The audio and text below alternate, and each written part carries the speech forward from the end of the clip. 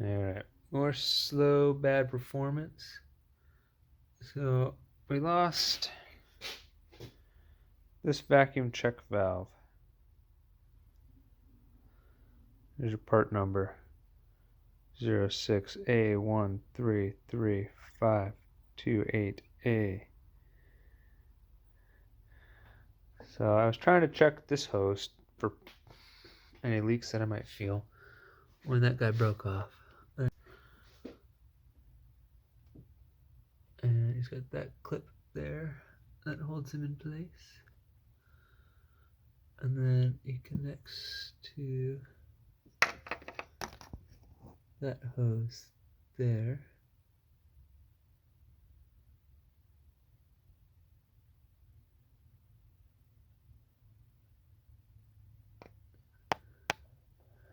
There's the other half. So we're looking to see where that hose goes so we can replace it. So I got a ton of misfires. Found cracks in this tube, replaced it, and replacing all my old cool connectors with these. Replaced this PVC valve. Replaced this tube. I'm hoping that this is the final piece. I get misfire cylinder 2, 3, random misfires. O2 sensor popped up. This is the vacuum control valve. And it comes with a couple of the check valves and some hoses. And it goes right here on top. So hopefully it's not going to be too hard to install. A little bit worried about this piece here. So I don't see how he comes off quite yet. Looks like maybe it pops out somehow there. Maybe it just pulls straight off. I don't know. We'll see. But I'm going to pull off that connector. That connector, which is connected over to my guy. And that one. I need to get 1, 2, 3, 4 hoses off.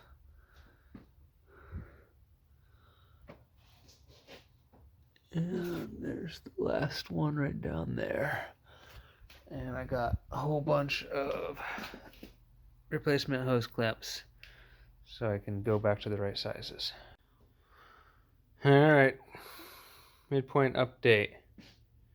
The rest of that vacuum valve came out one tiny little piece at a time from inside of that hose, and it was unbelievably hard to get that clamp off. Now I got this last clamp.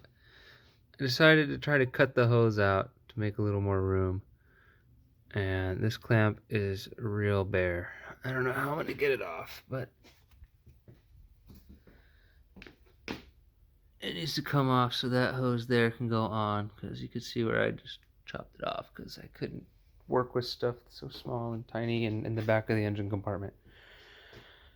Whew, see update. We're almost there. Got that removed, that came out. There's that little hose, and there's that one to repair to that piece up there. So I just got to get that clamp off right there, and he's hard. After extreme heartache, the best worthless tube connector ever made came off. And then the tube was stuck on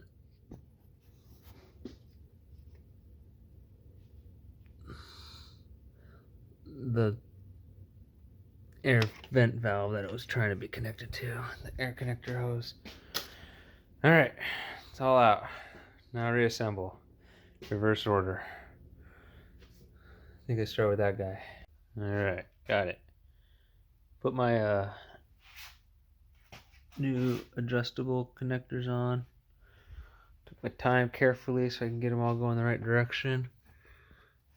So I gotta get it on there. There is the new check valve down there to replace the broken one. You can see I got the new hose clamps that are removable on there. And now I'll get this installed. Okay, job's done.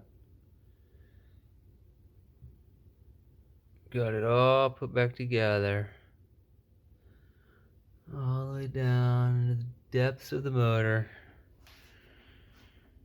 Whew, that was a hell of a job. Leaning over this thing was a beast. See what happens. Alright, there it goes. Running.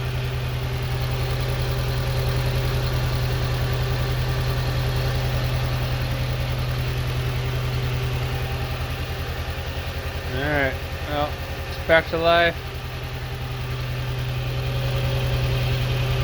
Seems to be running fairly smooth.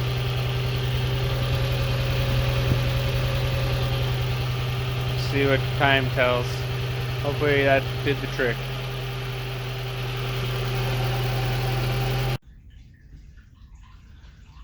Alright, it's full already. It's full. Yeah. Alright, there's my positive crankcase hose oil separator to PCV valve. You can see it got really broken bad. And went ahead and replaced that guy and replaced this guy. And had to remove the coolant reservoir, drain the fluid out, replaced all the fluid. So way down there is the oil separator, and that goes over